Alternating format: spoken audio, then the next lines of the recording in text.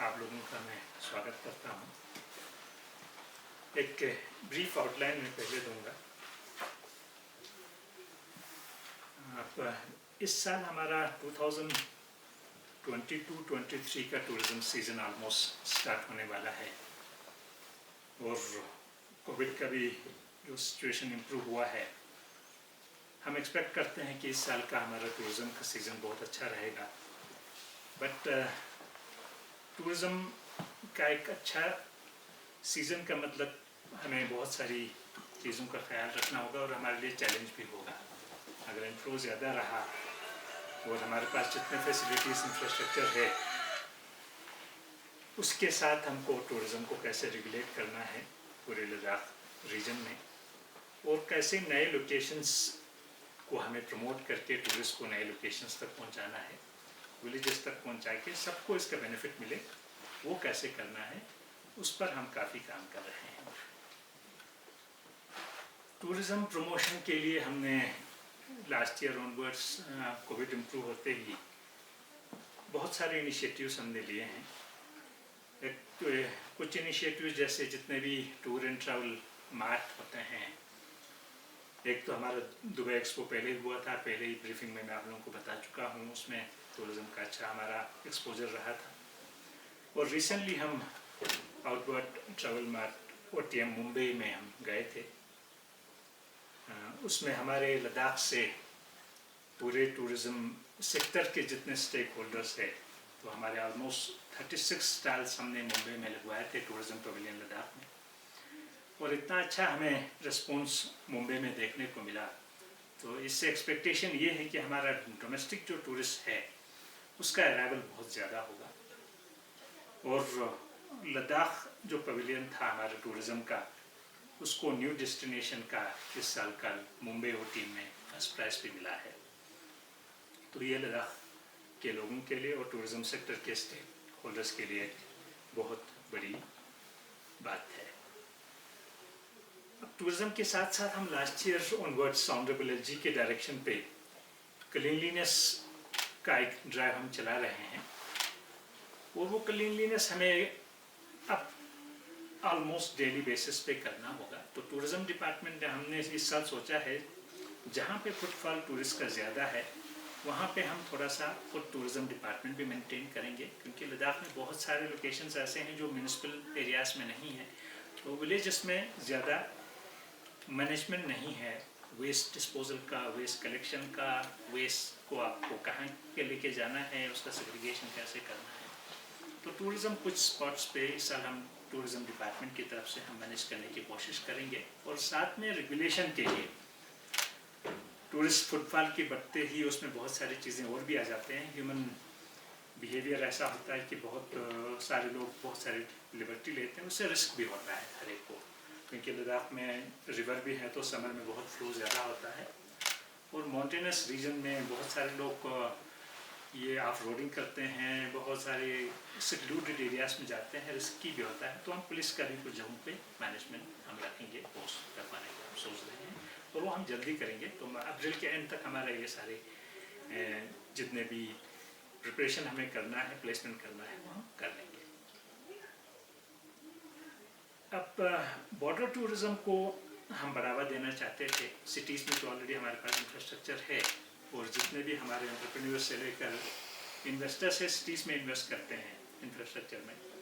But border development के लिए लद्दाख एक ऐसा रीजन है जहाँ पे पॉपुलेशन बहुत ही स्कैटर्ड है, बहुत ही कम है बॉर्डर एरियाज़ में। तो हमें BRO और आर्मी की तरफ से भी एक अच्छा कोऑर्डिनेशन मिलने वाला है, और बहुत सारे बॉर्डर विलेजेस को जहाँ पे सिविलियन एडमिनिस्ट्रेशन का या हमारे एंटरप्रेन्योर से लेकर प्राइवेट सेक्टर का प्रेजेंस नहीं है, वहाँ पे BRO और आर्मी का ऑलमोस्ट हर जगह प्रेजेंस है। वहाँ पे वो लोग भी कुछ टूरिस्ट फैसिलिटीज़ क्रिएट करेंगे, हमारे कोऑर्डिनेशन में करेंगे वो, और उसका फंडिंग कुछ लेवल पे हम करेंगे, कुछ लेवल पे BRO खुद अपने आप करने वाला है, बट आर्मी का जो भी बनाएंगे वो उसका फंडिंग हम टूरिज़्म की तरफ से करने का सोच रहे हैं, UT एडमिनिस्ट्रेशन की तरफ से करने का सोच रहे हैं। एक और चैलेंज हमारे लिए है, लद्दाख में जितने सारे होटल्स और गेस्ट हाउसेस हैं, अब नंबर्स हर साल बढ़ते जा रहे हैं, तो उनका भी जो लीगल मैनेजमेंट है वो बहुत ज़रूरी है। रजिस्ट्रेशन हर होटल को करना होगा, क्योंकि हम एक लॉफुल एक्टिविटी कमर्शियल करें और प्रॉपर फैसिलिटीज़ जो टूरिस्ट को मिलना चाहिए, जिसके लिए आप चार्ज करते हो वो फैसिलिटीज़ मिले। तो मेरी रिक्वेस्ट सारे होटल और गेस्ट हाउस ओनर्स से, होटलियर्स से और रेस्टोरेंट चलाते हैं, आपके बहुत सारे वे साइड आप कियोस्क्स हैं, आप टी स्टार चलाते हैं, ढाबा चलाते हैं, तो उनकी क्वालिटी हाइजीन बहुत अच्छा हो। तो इस साल उस पर भी हम बहुत जोर देने वाले हैं। तो लीगल जो फ्रेमवर्क है उसको हमें फॉलो करना होगा।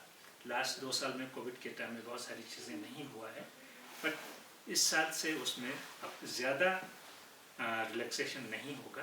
तो हर एक को एक लीगली अबाइडिंग सिटीजन और एक एंटरप्रेन्योर बन के एक बिजनेस करना है तो with in the legal framework हमें करना होगा। तो लद्दाख के लिए बहुत ज़रूरी है, जिस आपका डायरेक्शन है कि सारे होटल्स गेस्ट हाउसेस का प्रॉपर रजिस्ट्रेशन होना चाहिए।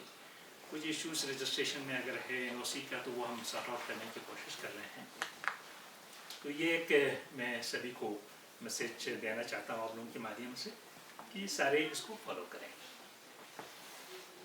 सेकेंडली, हम कल्चरल एकेडमी की तरफ से, जो हमारे कल्चर डिपार्टमेंट की तरफ से 2-3 चीज़ें हम कर रहे हैं। एक तो रिवाइवल ऑफ हम फेस्टिवल्स कर रहे हैं। बहुत सारे फेस्टिवल्स लद्दाख में ऑलमोस्ट एक्सटिंक्शन के उस पर कगार पे आ गया था।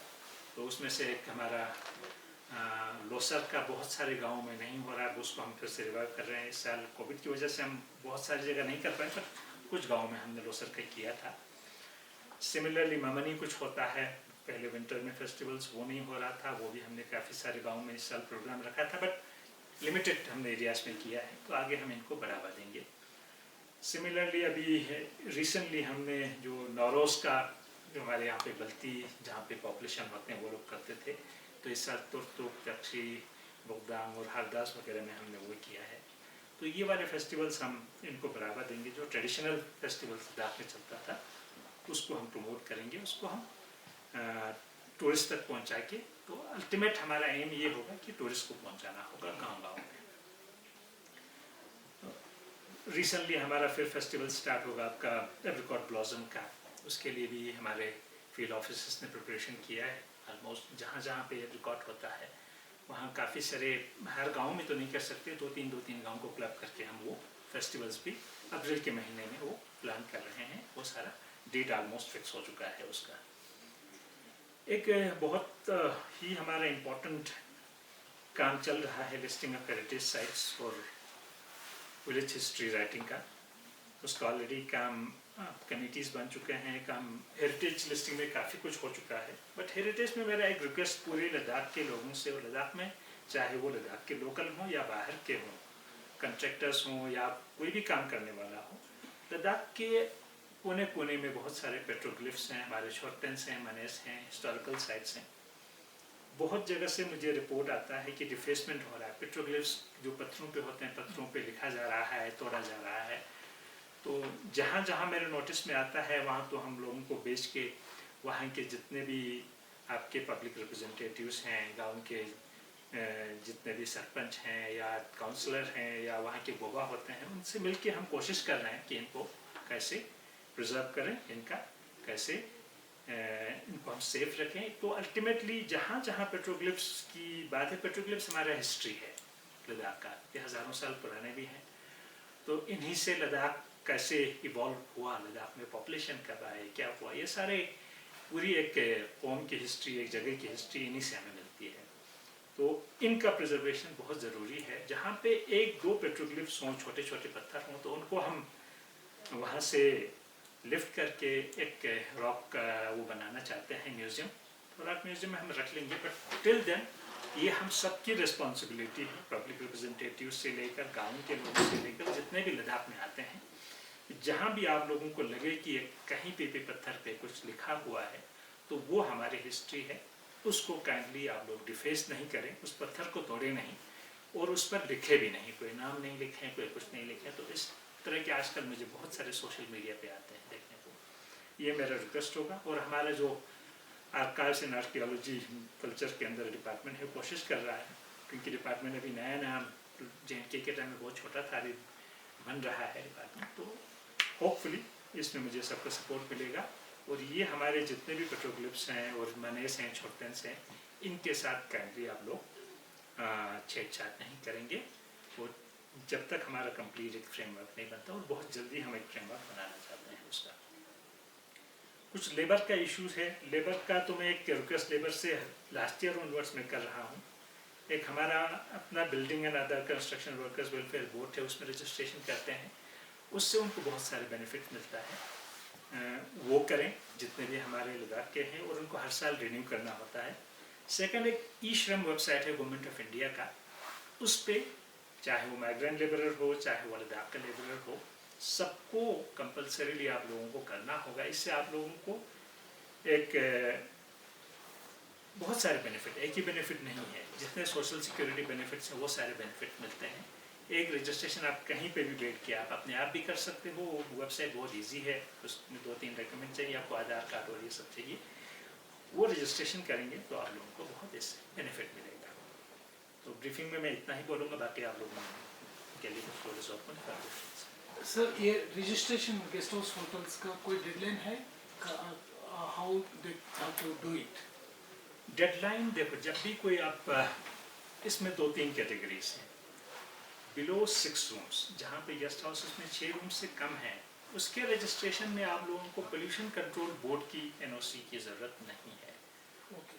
तो सेकेंडली, इवन आपका म्यूनिसिपैलिटी से हाइट का भी मुझे लगता है उसमें ज़्यादा इशू नहीं होगा, मिल जाएगा आप लोगों को। ठीक है, छोटे हैं तो 3-4 रूम का, तो उनमें इशू नहीं होना चाहिए। इशू कहाँ हो रहा है? इशू आपका जब आप बड़े होटल बनाते हैं, 19 रूम्स एंड अबव का आपका STP होना आजकल मैंडेटरी है।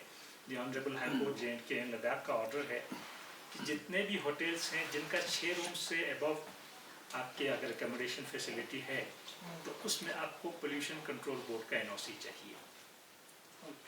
और प्लस आपको म्यूनिसिपल एरिया में जो है, जितने आपके नोटिफाइड एरिया में है, उसमें म्यूनिसिपैलिटी से आपको NOC चाहिए कंसेंट टू ऑपरेट का। तो ये तो बहुत इम्पोर्टेंट है। इन दो में थोड़ा सा कुछ नए होटल्स का इशू होगा, शायद वो बायलॉस भी बना रहे हैं हमारे अर्बन वाले, तो वो भी सॉर्ट आउट हो जाना चाहिए। कुछ केसेस पेंडिंग हैं टूरिज्म के पास, जहाँ पे पोल्यूशन कंट्रोल का भी अब वो बोर्ड भी शायद रिकॉन्स्टिट्यूट हो रहा है, तो वो हम अपने लेवल पे बहुत कंसर्न डिपार्टमेंट्स के साथ टेकअप कर रहे हैं। तो बट मोस्टली 80 to 90% जो है उसमें कोई इशू नहीं होना चाहिए पोल्यूशन कंट्रोल बोर्ड का, और इवन हाइट का भी कोई इशू नहीं होना चाहिए। तो उनका रजिस्ट्रेशन आप कर भी सकते हो और उसका रिन्यूअल भी कर सकते हो। तो डॉक्यूमेंट वो छोटा आपको एप्लीकेशन देना एक फॉर्मेट में ऑलरेडी है, तो उसको हम रिवाइज कर रहे हैं, और रिवाइज अगर करने की ज़रूरत है उसको रिव्यू कर लेंगे, थोड़ा सा रिवाइज करके उसमें क्या डॉक्यूमेंट चाहिए बहुत जल्दी मैं सबको इन पब्लिक भी आपको बता दूंगा। वो मैंने डिपार्टमेंट को बोला है, तो सारे हम अपनी वेबसाइट्स पे डाल देंगे क्या रिक्वायरमेंट है एक रजिस्ट्रेशन के लिए। वो रजिस्ट्रेशन हर एक को करना होगा। अगर रजिस्ट्रेशन नहीं आप करेंगे तो आपका इलीगल होगा, इसको हम कभी भी सील कर सकते हैं, और कुछ इंसिडेंट होता है तो उसमें सारे फंस जाएंगे तो लीगल, इसलिए रजिस्ट्रेशन करना बहुत जरूरी है। This process is going to be online, sir? This process soon we will have a website also. हमारा वेबसाइट बनने वाला है टूरिज्म का, ऑलमोस्ट फाइनलाइज हो रहा है, 1 महीने तक वो बन जाएगा, 1 महीने में। उसके बाद हम ऑनलाइन करेंगे, but as on date online नहीं है। और most of the people know कि इसका प्रोसीजर क्या है। अप्लाई करना है तो डिपार्टमेंट उससे डॉक्यूमेंट्स मांगते हैं, क्या क्या देना है आपको, वो देंगे ना। रेडीज हमारे जो ले करगिल में बैठे हैं वो रजिस्ट्रेशन करते हैं इसका। रजिस्ट्रेशन फी बहुत नॉमिनल है, रजिस्ट्रेशन फी कोई ज़्यादा, इवन रिन्यूअल फी भी वही है nominal. Guest houses 6 room and below के लिए तो बहुत कम है। कितना है? वो आपको मैं एग्जैक्ट नहीं बता पाऊंगा, बट बहुत नॉमिनल फी है। इवन बड़े होटल के लिए भी एनुअल फी 600-700 रुपये होगा, उससे ज़्यादा नहीं होगा, नॉमिनल फी होगा इसका। सेकंड थिंग सर, ये जो डेडलाइन कुछ है, कुछ रखा डेडलाइन? डेडलाइन आपको सीजन शुरू हो रही है, होटल नए होटल के लिए without getting NOC from pollution control board, from fire, from आपका अर्बन, और 2-3 हैं पुलिस से वगैरह, वो सब इजी है लाने में, इलेक्ट्रिक से इलेक्ट्रिसिटी फिटिंग का, मीटर वगैरह का। उसके बगैर आपको कंसेंट टू ऑपरेट जब तक आप नहीं हो लीगली, आप होटल नहीं चला सकते, आपको गेस्ट हाउस नहीं चला सकते। अब जिनका रिन्यूअल का इशू है, आपका अगर रजिस्ट्रेशन आपका एक्सपायर हो रहा है, वैलिडिटी खत्म हो रहा है, उससे पहले ही आपको रिन्यूअल के लिए अप्लाई करना होगा। तो रिन्यूअल में आपको ज़्यादा डिफिकल्टी नहीं आती है, तो रिन्यूअल कर दो आप।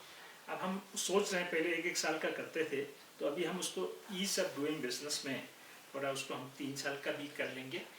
जिनका ऑलमोस्ट जो 5 साल 10 साल से चल रहा है, रेगुलराइज हो चुका है, तो उनका हम ये पीरियड बढ़ाने का हम अंडर कंसिडरेशन है, वो हम कर भी लेंगे इस साल। तो हर साल आपको रिन्यूअल करने की ज़रूरत नहीं होगी। So second thing, जो last year in fact the permissions were granted by Home Ministry and Defense Ministry to go to those places which were earlier not allowed for tourists. What is the progress in that, sir? Are they really operated, मतलब in operation, or just on paper? Progress, there's a lot of progress, but at our level, जो हमारे यहाँ पे local 14 core है, उनके साथ हमारा अपना कोऑर्डिनेशन का मीटिंग होता है। आर्मी वांट्स की थोड़ा फेस्ड मैनर में हो, कुछ एरिया सेंसिटिव हैं, वो इमीडिएटली नहीं खोलना चाहते हैं, बट अभी एज ऑन डेट आप हनले जा सकते हो, नॉट एग्जैक्टली टिल दमचौक, बट दमचौक से पहले आप लोग थागा तक जा सकते हो, एक दुमती कोई जगह है वहाँ तक आप लोग जा सकते हो विदाउट एनी परमिशन तो ऑलरेडी हमने ख़त्म कर दिया है। बट मार्सेमिक ला एंड बियॉन्ड अभी भी थोड़ा सा आर्मी का वो टाइम मान रहे हैं, तो वो उनके हेडक्वार्टर्स में वो लोग डिस्कस भी करेंगे। मैंने रिक्वेस्ट किया इस साल ही खुलना चाहिए वो। प्लस हमारा मुस्को वैली का एक इशू था, तो वहाँ पे भी उन्होंने पहले परमिशन दिया था, बाद में कहा सर हमें और थोड़ा टाइम चाहिए उसको ऑपरेशनलाइज करने के लिए। ये सब चीज़ें हमारा रूटीन में जो कोऑर्डिनेशन हमारा मीटिंग मंथली या बाय मंथली होता है, तो उसमें हम रिव्यू करते रहते हैं। तो सियाचिन का बहुत जल्दी हम ओपन करेंगे, अभी इन राइटिंग आर्मी से मुझे नहीं आया है, बट इन प्रिंसिपल एग्री कर गए हैं आर्मी, तो उस पर हम फैसिलिटीज़ अभी डीसी और एक टीम भी गए थे देखने, तो वहाँ पुलिस का एक पोस्ट वाली लगवाना होगा। जैसे आपका थांग पहले नहीं छोड़ते थे, तो तुम्हें अब थांग तक अलाउ करते हैं, तो बहुत सारी जगह ओपन हो गया है। अब बहुत लिमिटेड जगह है जहाँ टूरिस्ट अभी भी थोड़ा सा रिस्ट्रिक्शन है डिफेंस की तरफ से, तो वो भी बहुत जल्दी हट जाएगा। The major concern जो लद्दाख पे है, जो bearing capacity, do you have any assessment how that is going to affect this उसमें ecology? उसमें आपको मैं एक्चुअल पोजीशन आपको बता दूं, तो आज तक कोई स्टडी नहीं हुआ है। इवन बहुत कम जगहों पे स्टडी हुआ है इंडिया में, देखो आप कहीं पे भी। बट अभी हमारा जो जीबीपन यहाँ पे नेशनल इंस्टीट्यूट ऑफ हिमालयन ये है एनवायरनमेंट, वो लोग ले टाउन का भी कर रहे हैं। तो ले टाउन का दिसंबर ऑनवर्ड्स उन्होंने स्टार्ट किया है। थोड़ा टाइम कंज्यूमिंग होता है, over a period of time देखना होता है। तो हम ये पायलट बेसिस पे कर रहे हैं, बट ओवरऑल लद्दाख का भी हम एक कैरिंग कैपेसिटी का टूरिज्म का हम कर रहे हैं। अब उसके भी बहुत सारे एस्पेक्ट्स हैं कैरिंग कैपेसिटी के भी। एक आपका इंफ्रास्ट्रक्चर का है, कितनी इंफ्रास्ट्रक्चर है कि आप टूरिस्ट को आप हैंडल कर सकते हो। सेकंड आपका इन्वायरमेंटल इश्यूज हैं, उससे कितना इन्वायरमेंट पे इम्पैक्ट पड़ रहा है। इन्वायरमेंट प्लस आपका अपर इन्वायरमेंट प्लस नीचे ग्राउंड वाटर का लेवल आपका कितना रिड्यूस हो रहा है, उससे पोल्यूशन कितना फैल रहा है, रिवर्स में कितना फैल रहा है, वैलीज में कितना फैल रहा है। तो सिंगल यूज़ प्लास्टिक पे तो ऑलरेडी बैन है, एक कमेटी भी स्टेट लेवल का बना हुआ यूटी लेवल का, तो वो मॉनिटर करते रहता है। और अब यूटी लेवल पे स्वच्छ भारत का भी एक कमेटी बना है अभियान का भी, तो वो भी मॉनिटर करेंगे थ्रू आउट लद्दाख। ऑनरेबल एजी का ये है कि कहना कि गांव-गांव तक सफाई होनी चाहिए, सिर्फ ओनली टाउन्स में सफाई नहीं होना चाहिए। तो इसलिए पूरे लद्दाख को हम चाहते हैं कि लद्दाख इंडिया में नंबर वन आए क्लीनलीनेस में, और वो हम कर भी सकते हैं अगर हमें सबका कोऑपरेशन मिले और support. Finally, from my side, yes, the efforts which you are taking to shift this tourism to rural areas is being hijacked by the taxi unions and hotels here. How we are going to manage this? There are various ways. Every stakeholder has to understand his role. Taxi union का भी हमने बहुत सारे मैंने meeting किया है taxi वालों के साथ भी, होटल वालों के साथ भी। तो एक अच्छा कोऑर्डिनेशन होना चाहिए, एक अच्छा इंप्रेशन होना चाहिए। कोई वन टाइम बिजनेस नहीं है। अगर आपको टैक्सी चलाना है तो आपको पूरे लद्दाख में आपका एक बिजनेस है, वो बहुत बड़ा। होटल चलाना है तो एक बहुत बड़ा बिजनेस है। और हम ये नहीं चाहते कि सिटी का टूरिज्म रोक के हम रूरल जगहों पे हमको टूरिस्ट को ले जाएं। हम ये चाहते हैं कि एक टूरिस्ट लद्दाख आते हैं तो आज की डेट में वो 5 दिन रुकता है, हम चाहते हैं कि वो 10 दिन रुके, वो ले भी देखे, लेके इन एंड अराउंड जितने प्लेसेस टूरिस्ट हैं वो देखें, कारगिल देखें, कारगिल के इन एंड अराउंड देखें, और साथ में गाँव भी चला जाए, जास्कार चला जाए, द्रास चला जाए, चौथाम चला जाए, नुब्रा चला जाए।